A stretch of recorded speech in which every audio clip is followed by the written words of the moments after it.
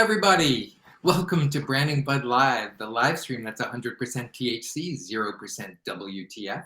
Every week we bring business people together to talk about the business of cannabis. I'm David Palashuk, the founder of Branding Bud Consulting Group and the author of Branding Bud, The Commercialization of Cannabis, the first book on cannabis branding. And I'm joined by my BCF, Best Cannabis Friend, Adriana Hemans, a marketing executive with over 8 years of cannabis experience. Welcome, Adriana. Hi, David. Thank you for that intro.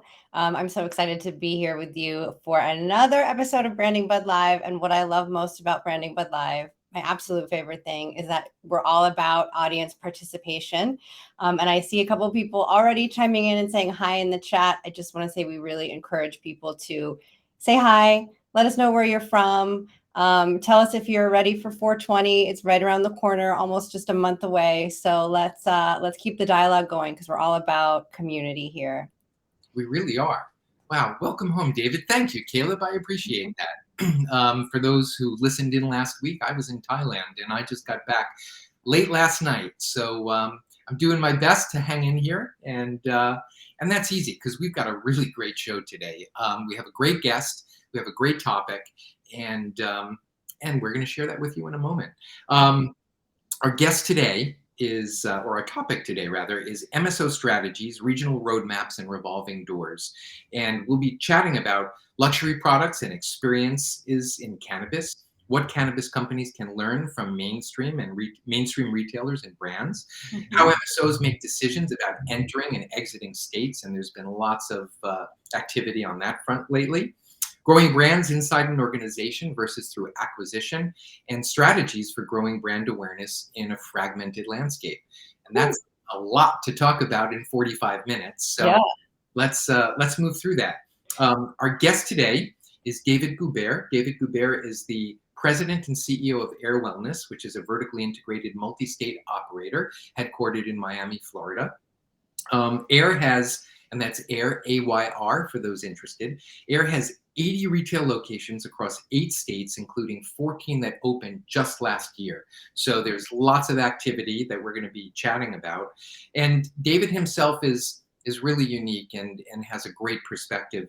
Prior to joining Air Wellness, David was the president and chief customer officer at Neiman Marcus.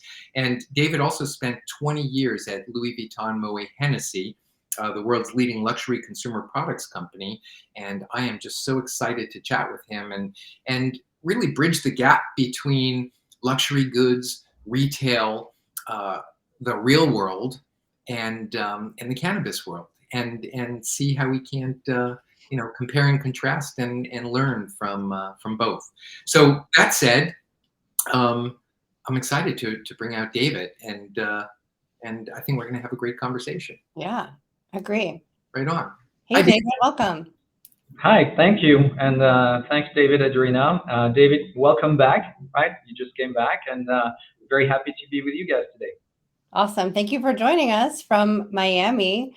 David talked a little bit about your background at Neiman Marcus, and so just to kick us off, let's get into your background in luxury products and multi-brand retail experiences. What brought you to the cannabis world?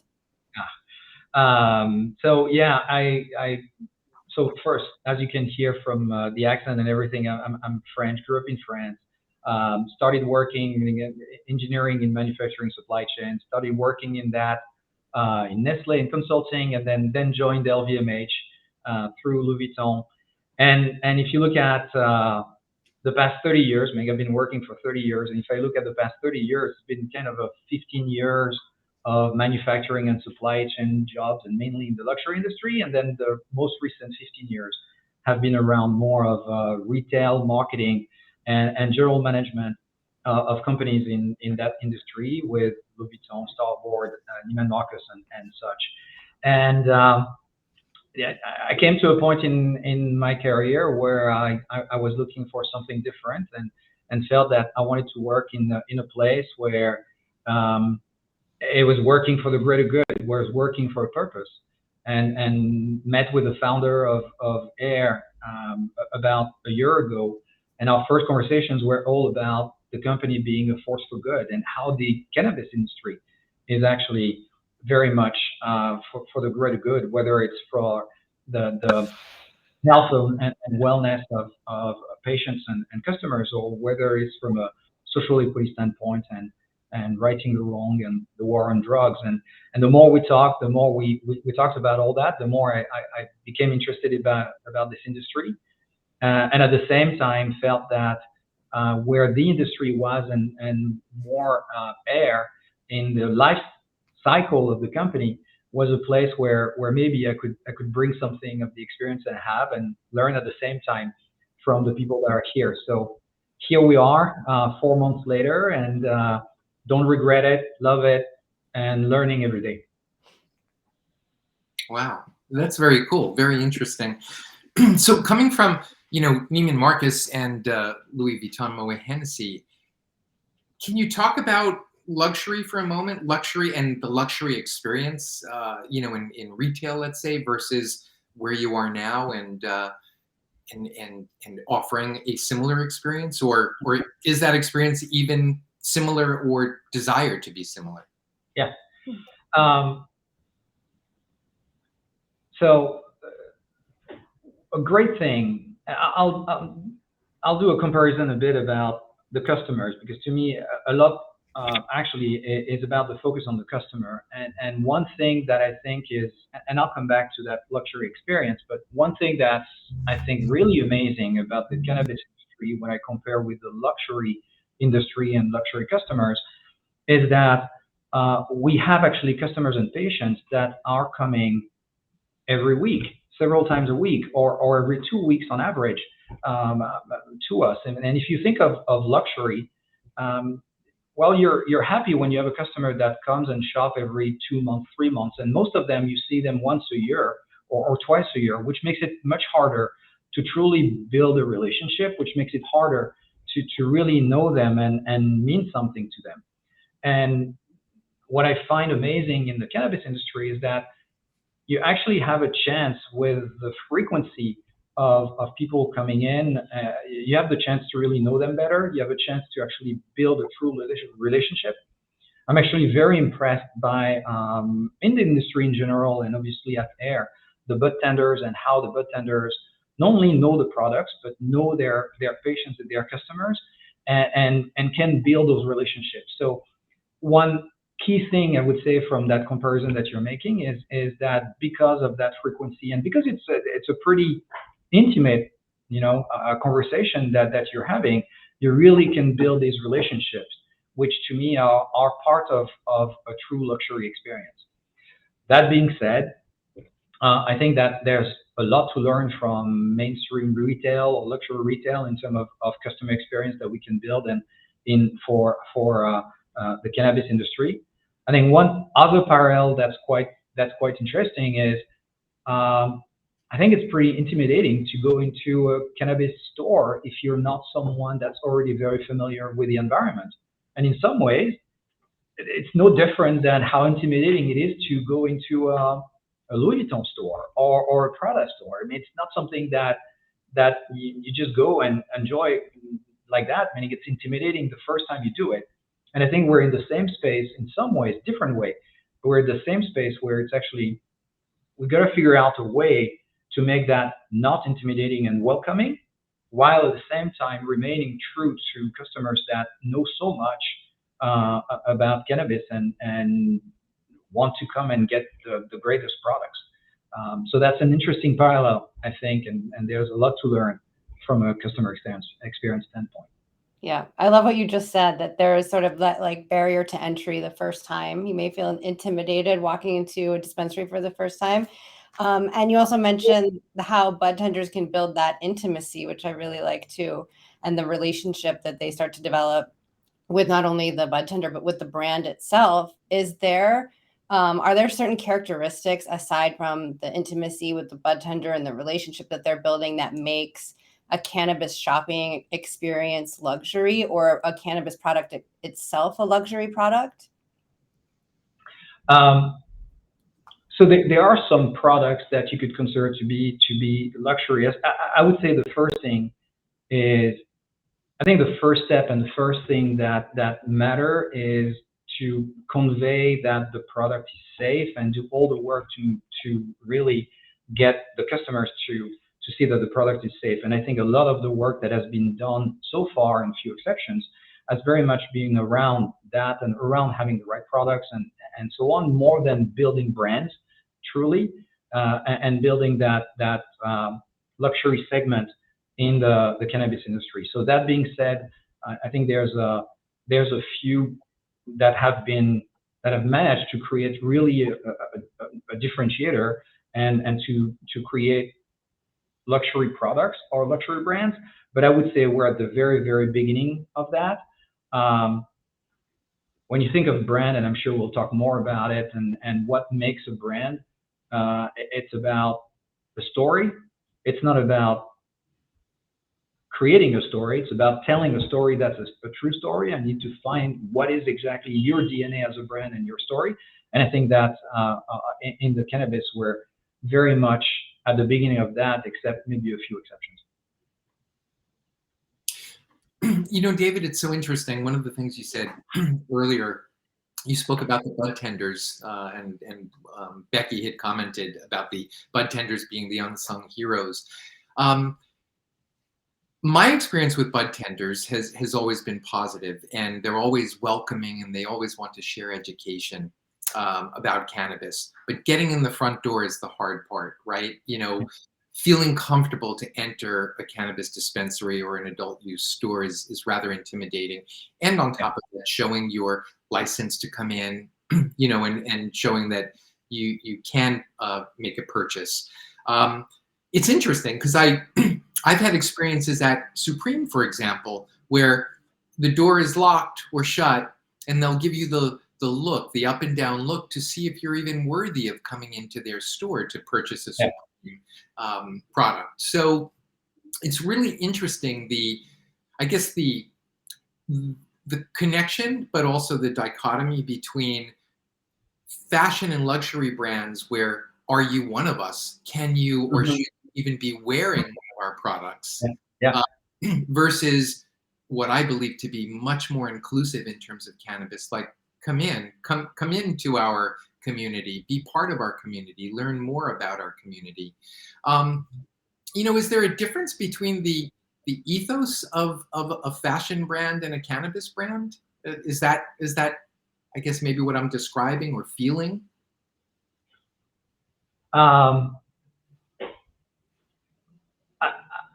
think that it's actually at the same time harder, and it's at the same time easier for the cannabis versus what a luxury products or luxury industry. It's harder to create that and to create that welcoming and to remove these barriers. It's harder because you actually have all the weight and the stigma that went with cannabis, and that creates that difficulty on that front, right?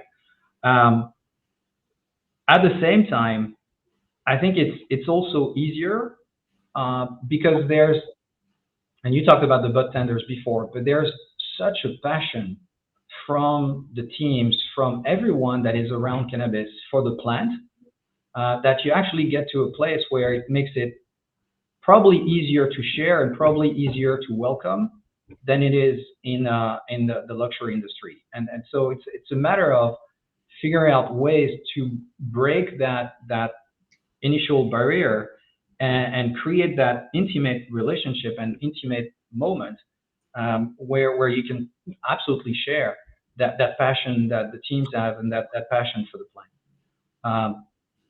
I remember at Louis Vuitton a few years ago having the exact issue that you were talking about in luxury and figuring out a way, how do we train our teams on making sure that people were welcome where they were coming in, and how do you make them feel that they're welcome to your house? And actually, we built a training at that time, or even a logo and everything, saying, hey, you're going to welcome people the same way that you welcome them to your house or to your home. So we built a training that was welcome to my home. And if you think about it, when you bring someone to your home for the first time, or any time actually, the first thing you do when they past the door is you welcome them, right? That's your first thing. The second thing you do with them is probably take their coat or offer to take their coat and so on. The third thing is probably offer them a glass, something to drink. Then you're going to walk them around. You're probably going to also introduce them to other people that are in the space. And by then, actually, you've started to break these barriers and make someone feel comfortable the same way you would in your home. And that has been an amazing across the world. I mean, hundreds of stores. It was an amazing way for us to get our teams in the mindset of how do you welcome someone in a way that you would do it in your own home. And I'm not saying that we're going to do the exact same thing and we need to replicate that exact training, but that's the way that we need to think about how do you make that experience more personal and at the same time not intimidating. Personal and more inclusive, especially as we're moving into having consumption lounges and you really are having a social experience with the other people that you're consuming in the same room with. And you see a lot of consumption lounges that have sort of set it up like a living room where they're like encouraging people to interact with each other and play games and have conversations. So that's interesting to hear about that. And I want to call out a quick comment from Becky Slater that made me chuckle a little. She said, luxury is like, do you look rich enough for this product? Cannabis is like, do you look cool enough for this product? Thanks for your comment, Becky. And thanks for everyone who's like chiming in from Chicago. Hi. You know, it's funny. You know, the interesting thing, by the way, sorry, and going into what Becky maybe also is talking about here. All right, I've spent 20 years in luxury and I've a pretty good understanding of the level of spend and what customers are worth, if you want, for luxury brands.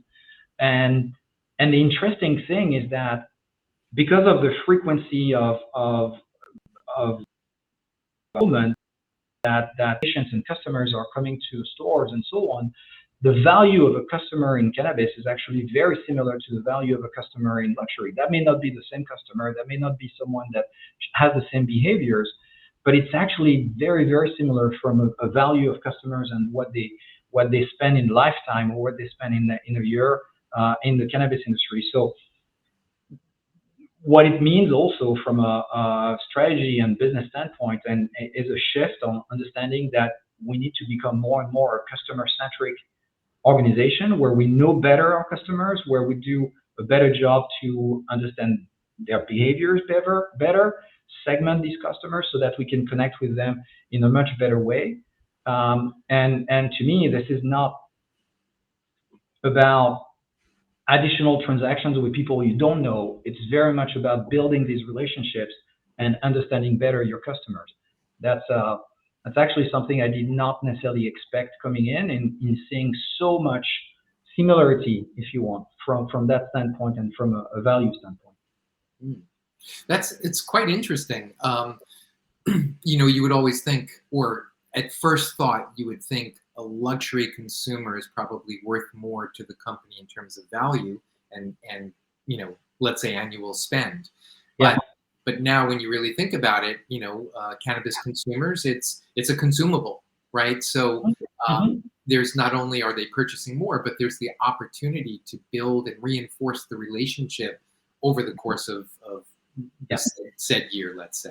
Totally. And that's why I insisted also on the part about being something very intimate. I mean, you're sharing when you come as a cannabis patient or a cannabis consumer in general, you share a lot about yourself. It's become to me a very intimate relationship that you're building, and that's why I mean I think it was Becky that was saying about the bartenders or the unsung heroes. They really are the unsung heroes. They know their patients, their customers. They're building that relationship, and our job is to make sure that we support them the best way possible and really elevate that further. And I think that's at the heart of what the experience in cannabis should be. And I'm curious because this may not be the best way to describe this, but I see luxury and high-end fashion as a push. You know, this is what you should be wearing. This is what is in season. We're dictating to you what what you should be wearing and what you should be consuming. Whereas it seems almost the opposite in some ways, where in cannabis, of course, the bud tenders are educating, but people are coming in and saying, this is my ailment. This is what I'm looking to heal. This is Adriana and I always talk about additive or subtractive mindsets when consumers come in.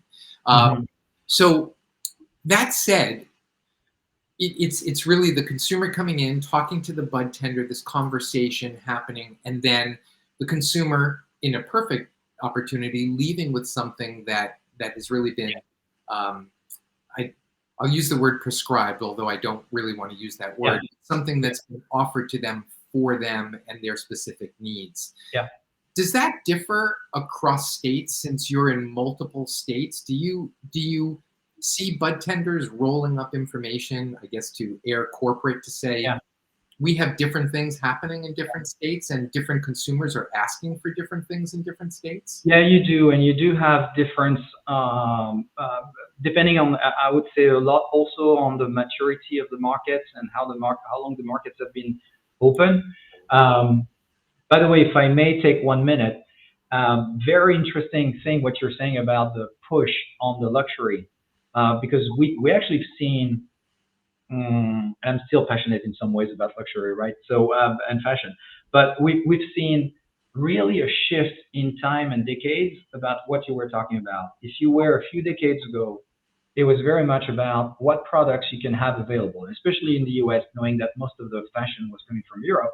It was very much, hey, what comes available that I can actually purchase? And then it moved to exactly what you described, which was kind of the brands and the fashion leaders dictating what you should wear, what you should carry, and the head to toe, if you want, with a brand. And very much it was I'm going to tell you what looks cool and what you should wear, right? But that has shifted in the past years, in the most recent years, to luxury has turned a lot into a self-expression or an expression of themselves. And the luxury for me doesn't mean the same thing as the luxury for you.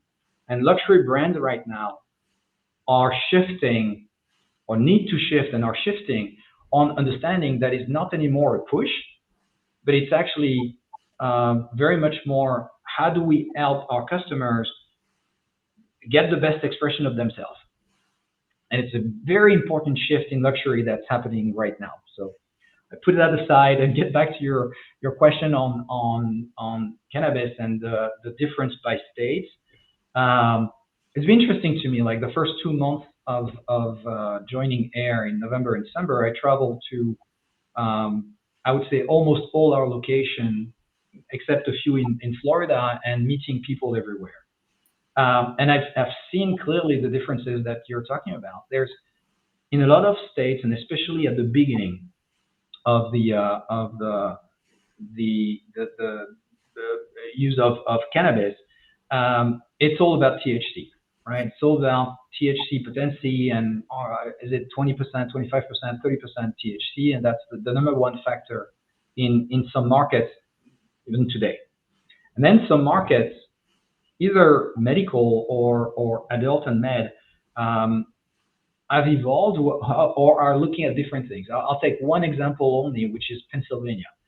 Pennsylvania, which is a medical market, has been to me the probably the pinnacle example of terpenes matter more than THC or as much as THC. So for the one that as I'm learning right now, terpenes are these molecules that actually give the olfactive factor and the smell of your flower and your products. And you find terpenes in other plants, right? In agriculture and trees. So it could be a pine tree. The smell of that is a terpene. The same on citrus and so on. And when it comes to cannabis, there's hundreds of them, which by the way I love. That's my thing. It's I have to smell buds all the time because I love trying to recognize these terpenes between something that's very free versus very cheesy or other types, and it's absolutely awesome. But your question, Pennsylvania is probably the market for us where terpenes matter the most, to the point that we had to adapt our online menus to really make that a key element at the top, because those were the key things for patients and consumers, knowing that terpenes have a real impact even from a health and wellness standpoint. So markets are reacting very differently from a category of product, meaning type of product, or what matters between THC, terpenes, or other things and strains. It's super interesting and intriguing to me. I happen to be a lover of colognes and perfumes and natural scents, so terpenes sort of fall right into that for me. Yeah. Well, I often have this conversation with people when they're trying to talk about terpenes and they don't fully know how to describe it, and I always say it's just like aromatherapy. Mm-hmm. And I believe the aromatherapy model is the best way to have the conversation about terpenes, because people understand aromatherapy.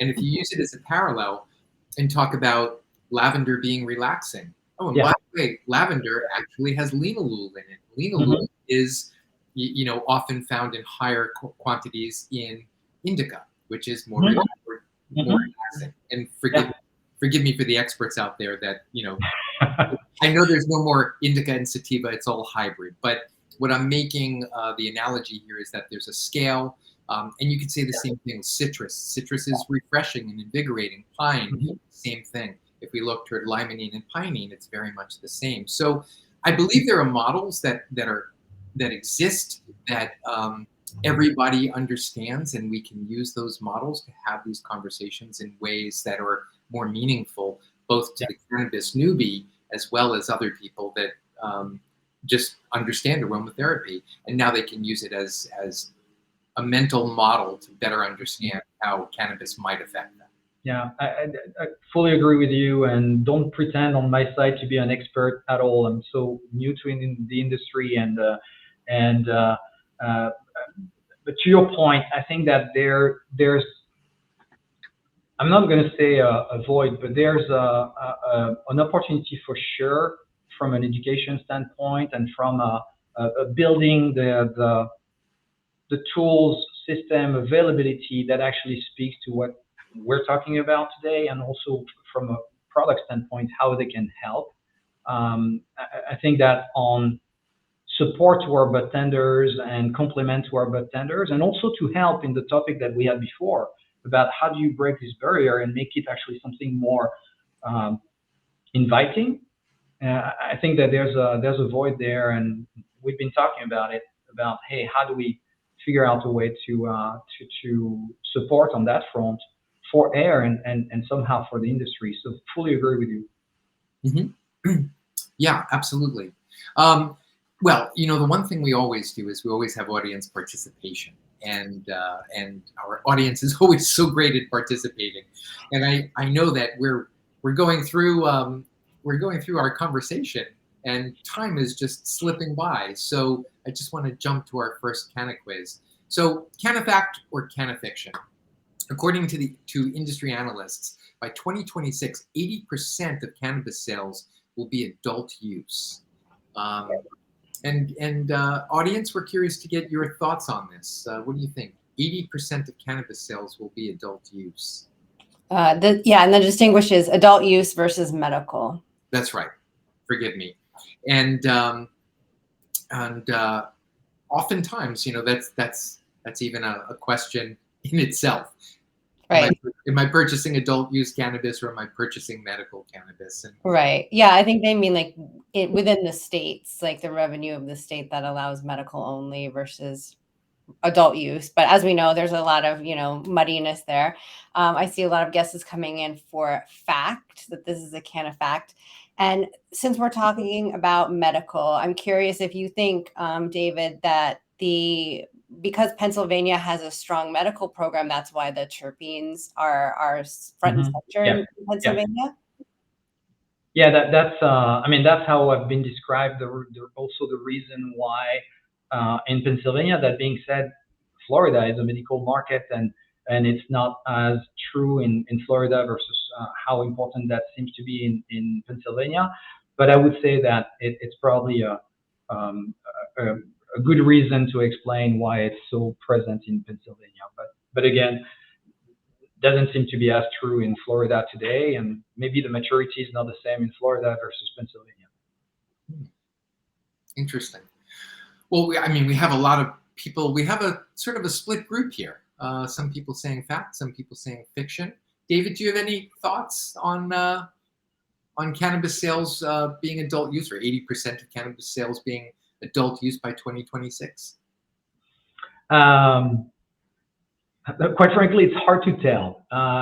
So it seems maybe a bit high to be at 80%. It's clear that as we see states moving from being medical only to being medical and adult, that has a very positive impact from a revenue standpoint and increased revenue very significantly. Obviously, simply by giving the opportunity to more people to become customers and consumers. So tenants to say that it's probably a bit high. If I refer to air, we're not, and I don't think we'll be at that percentage 3 years from now. So that would be my guess. Okay. Well, let's show the answer then.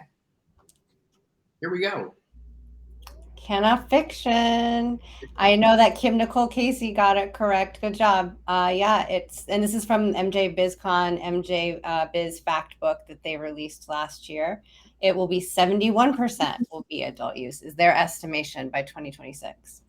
Right. Well, when I see this slide and this page, what I look at and what I love to see here is that we're moving from 27 billion in 21 to 53 billion in 26. So it's 25, will be 50, 75, and 100 in some time. Mm-hmm. Yeah. And that just came from MJ Biz Daily, which the information is from June 2022. So it's relatively recent. Mm-hmm. And it's nice to see there's growth. Plenty of growth, which is awesome. So we were talking about state markets. Let's get into that a little bit more. Let's get into the strategy of where you put your energy as a giant multi-state operator. Yeah. How do you know when is the right time to stick it out, and when is the right time to try something different? So this is such a unique industry. Like I try to coming in to figure out who are we. Right? We're a cultivator. We're at the same time we're processing and manufacturing products that you can sell only in the states where you cultivate and process. We're at the same time a retailer with 80 stores, to your point, and at the same time we're selling wholesale to others, and we're buying products for others. And I was trying to find some other industries where I could relate to in terms of what they are, and could not. And then I was like, okay, let me think about what I know. And what I know is that kind of luxury world and CPG and retail world.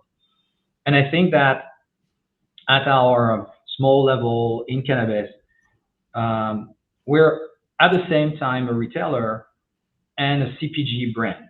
And to give some parallel, again, at our small level, we're a Sephora and a L'Oreal at the same time. So as a Sephora, you're a retailer. The asset of a retailer in this world, contrary to maybe 10 years ago, 20 years ago, the asset of a retailer is its customers. It's building a loyal customer base. And at the same time, we're a CPG company that build brands and manufacture products with the right quality for those brands, like a L'Oreal would do in beauty. And when you think of that, our assets is the quality of our products and the equity of our brands. And that's who we are at the same time, which is different than what exists in other industries. The beauty of that is that if we do a good job as a retailer to develop a loyal customer base, and at the same time, if we do a good job as a house of brands to develop brands, we actually have a great flywheel, a great virtuous circle where your customers, you introduce them to your brands, and then the brands through wholesale and other places, you introduce those customers to your retail. So this is actually a really interesting flywheel that we have. So back to your question, Adriana, about the states. That works only if you have depth. That works only if you can create enough presence in front of customers that you can build depth in terms of building a customer base, but also building the equity of your brands. And so when we're thinking of the states where we are and the one that we've decided recently to disinvest in Arizona, that is done thinking about that. Can we be in a state where we have enough presence, that we're broad enough, that we have enough depth, that actually we can build a loyal customer base, but we can also build equity for our brands? If the answer is yes, then let's invest more and let's create even more depth. If the answer is no, it's going to be hard, then it's rather better to not put too much investments or disinvest from that state. So that's how we've been thinking of the different states, and thinking that where we should focus are the states where we can actually build that depth and create that virtuous circle. Interesting. And I love the flywheel concept as well. You know, often when I think of retailers, if you will, I believe retailers have an opportunity to get the eyeballs of a consumer way before they're in the store. If you will, probably a bad example, but McDonald's, you see the golden arches, you know, from the highway way before you're even at or close to McDonald's. Yeah. In this case, in the cannabis space, those that own dispensaries and retail outlets have that same ability to touch the customer before they even walk into the door.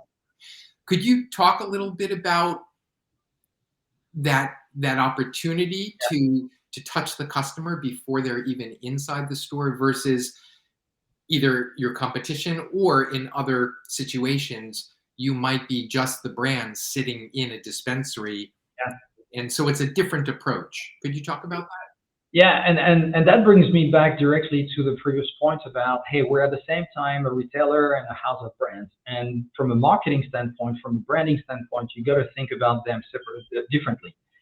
So to your point, as a retailer, you got to figure out ways to really brand your stores in a way that the customers will recognize them before they enter into the stores, whether that's through outdoor advertising, whether it's through digital touch that we can do, and at the same time making sure that you get a consistent name and a consistent experience, if you want, across the different retail stores and states you're in.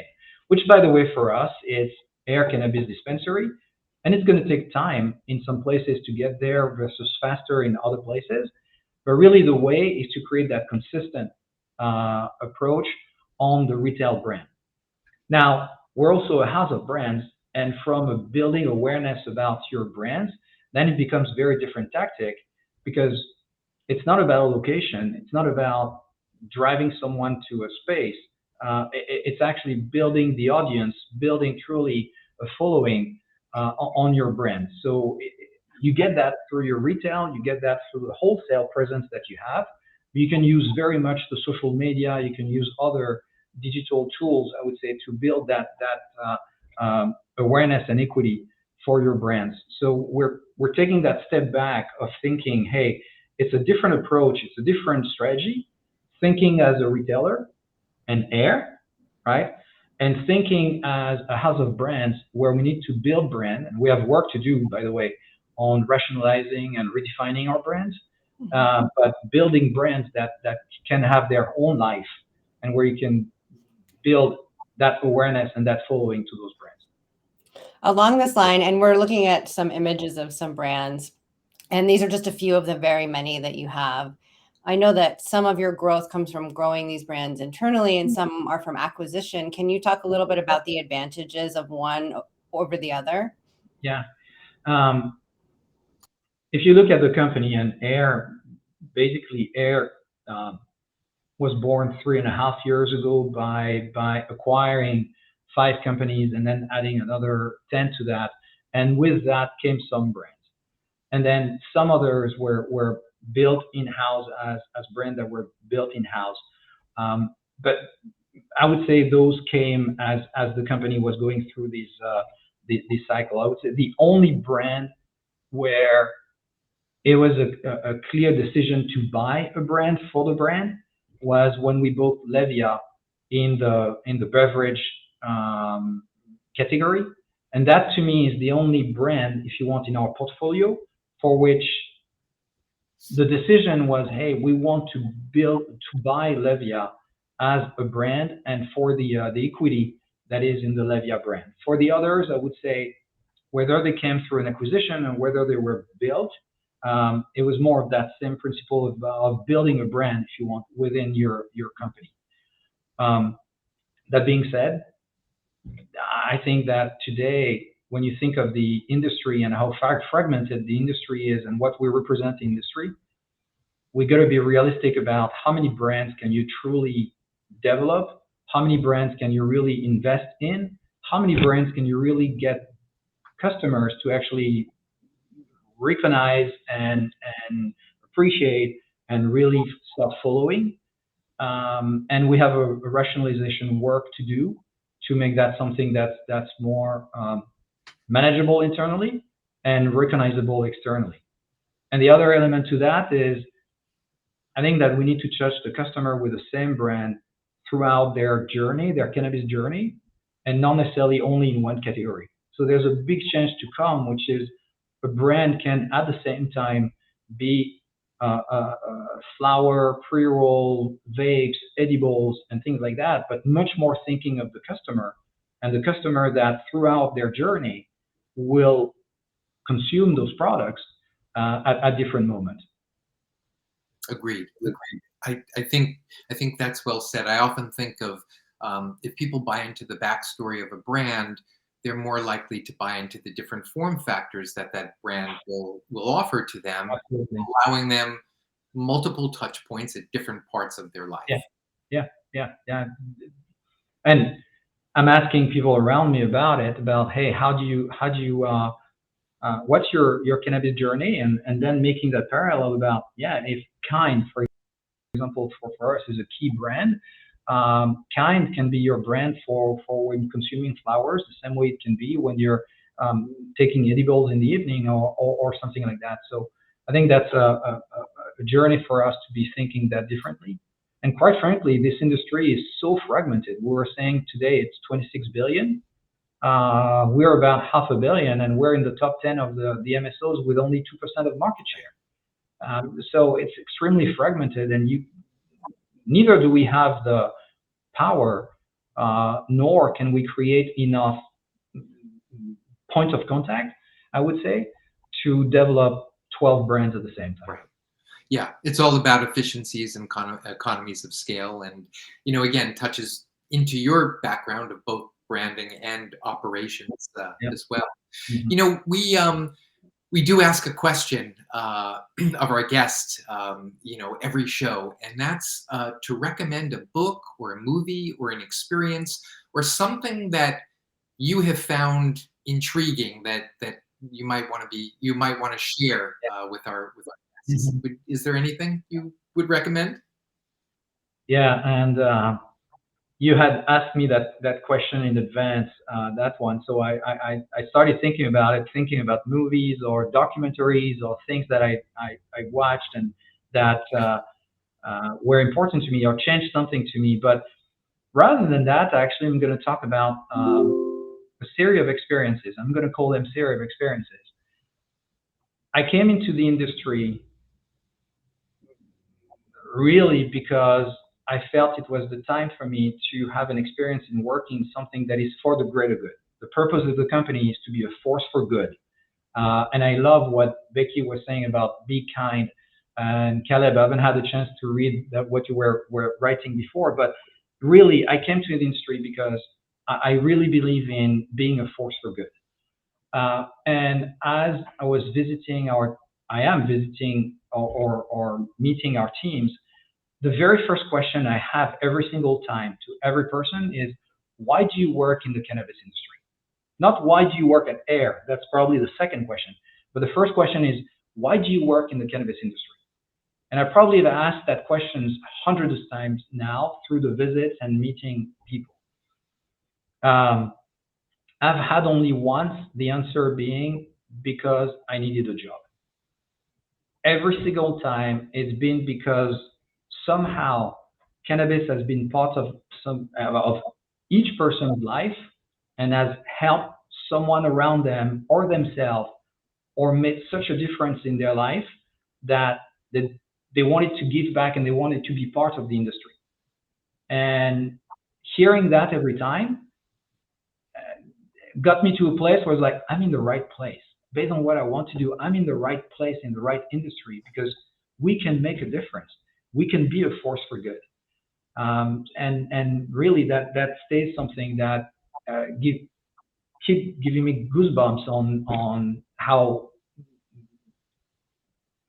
I don't know, how much it makes sense, let's say, to be part of this. I mean, I appreciate that answer, and that's really special for somebody that has so many years of experience in business to come into the cannabis industry, to be a force of good, and to get goosebumps. That's something we need to replicate more often, and we really appreciate that. Well, thank you very much. Thank you. Yeah. Well, we've come to the end of our show. David, thank you so much for joining us. We really appreciate your insights and the skill set that you bring to our industry. We need people with real world skills, but that are also here to learn about the plant and to be a force of good. And you've clearly showed that today, and we thank you for that. Thank you very much. And at the same time, I really want to say that we have amazing teams, and I've met people that have been in the industry for years and that are absolutely amazing. So there's so much to learn from the team that is here. And I think the recipe is a mix of amazing talent that has been, in the cannabis industry for very long, mixed with a few people that can bring different expertise and experience and journey to add to it. But really want to end by recognizing the talent that is in the industry and has been in the industry for years. Absolutely. Well said. Thank you. Yeah, thank you for that, David. And just to come back on my statement, I believe there's great people in the industry already who have brought it to where it is. And so I don't want to forget about them, and I didn't sound like I was forgetting about them. But David, thank you so much. We appreciate what you do. We appreciate your experience, and we appreciate your insight and sharing it with us today. Thank you. Well, thank you both for having me, and thanks for everyone to be here. Thank you. Thank you so much. Bye-bye. Wow. I have goosebumps. Yeah. As always. We always have goosebumps at the end of our shows, don't we? Yeah, it's a great way to close it out. So please go follow us. Follow our LinkedIn page, Branding Bud Live. We always have updates on who our guests are coming on next week. You'll never have to miss an episode. You'll be able to find out all the hot tea by following Branding Bud Live. And next week we have a really cool show because we have two guests from two different but related companies. Why don't you tell them, David? Yeah, next week our show is called Fragmented and Flourishing, Events-Based Branding in Cannabis. And basically, we are going to speak with Sid Patel from the Cannabis Drinks Expo and George Jage from MJ Unpacked. And we're going to be talking about what's going on in the industry, the fragmentation of the industry, what it's like to run a show and build a show and pull people together as both Sid and George do. So we're super excited. Steve Goldner, I saw earlier, you asked where you can find our shows. You can always find our shows on LinkedIn, or you can find it on our YouTube channel as well. Outside of that, we thank everybody. We had a great time, as we always do. You can always find more about cannabis's best kept secret at brandingbud.com. Until next week, we look forward to having everybody again, and we hope you all have a great week. And we'll see you next week. Right on. Next Thursday. Next week. Bye. Bye-bye.